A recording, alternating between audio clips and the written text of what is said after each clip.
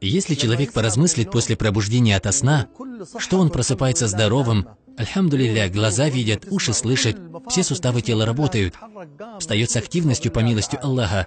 Сколько денег человек может пожертвовать в знак благодарности за это благо? Сколько восхвалять? Пророк, саллаллаху алейхи вассаляма, сказал: за каждый сустав из суставов, имеющихся в телах, человек должен давать садака каждый день. Все таспихи — это садака, восхваление — это садака, хвала — это садака, зикр — это садака, повеление благого и предостережение от запретного — это тоже садака. Однако посланник, саллаллаху алейхи вассалям, указал на деяние, которое будет достаточным за все это.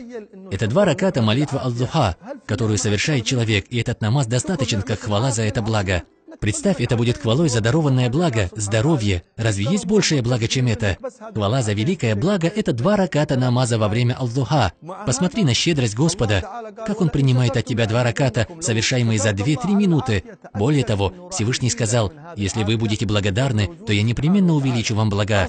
Будь уверен, что если ты будешь выказывать хвалу за дарованное тебе здоровье, то тебе увеличивается оно по милости щедрейшего Аллаха. Однажды посланник, саллаллаху алейхи вассалям, отправил в боевой поход Сарию, который захватил военную большую добычу, и быстро вернулся обратно. Тогда сподвижники удивились их быстрому возвращению и большой добыче.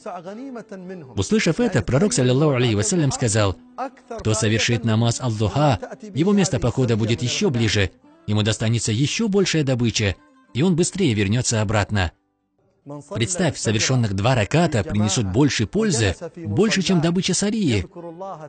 Для того, кто совершил утреннюю молитву в джамаате, после чего остался сидеть на месте и поминал Аллаха до тех пор, пока не взошло солнце, а затем совершил 2 раката молитвы, это станет для него наградой, как за совершение полноценного хаджа и умры. Посланник, саллаллаху алейхи вассалям, 3 раза подтвердил, что это полноценная награда. Как человек может упустить такое достоинство, выполнить которое несложно, как говорят, легко глотаемая пища, легкое пропитание? Сколько достоинств в намазе аль-Духа! И выполнить все это очень просто. Самое меньшее — это 2 раката, а большее, как говорят одни, это 4 раката. Другие говорят 8, третьи говорят сколько пожелаешь. Однако достаточно и 2 ракатов. И этому отведено длительное время, начиная с восхода солнца и заканчивая парой минут до наступления обеденного азана. Человек может совершить эту молитву дома, пока отправится на работу, или на работе в кабинете. Можно повесить на спинку стула коврик, чтобы совершать на работе. Это займет лишь 2-3 минуты, но пользу от этого человек получит очень большую. Как может человек упускать такую большую пользу, когда все это выполнить проще простого? Пророк, саллаллаху алейхи вассалям, в намазе аль-Духа читал суры Аш-Шамс и аль-Духа. Кто совершит намаз аль-Духа и будет постоянен в этом, то Аллах простит его грехи, если даже они будут подобны в пене в море. Посланник, саллаллаху алейхи вассалям, постоянствовал в этом намазе и говорил: смысл: кто постоянствует в намазе аль-Духа, тот будет рабом, всегда обращенным к Аллаху. Аллах восхвалил таких рабов.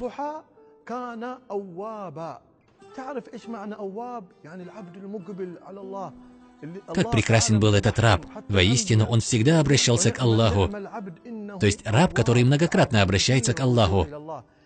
Если будешь постоянен в намазе аль-Духа, Всевышний запишет тебя в числе всегда обращающихся к Нему.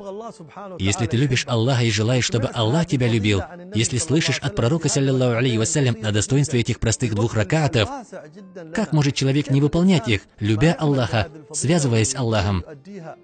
Да дарует Аллах тауфик нам и вам постоянствовать в этом, и мы, иншаллах, будем из рабов, обращающихся всегда к Аллаху, и этим станем соседями господина посланников, саллаллаху алейхи вассалям.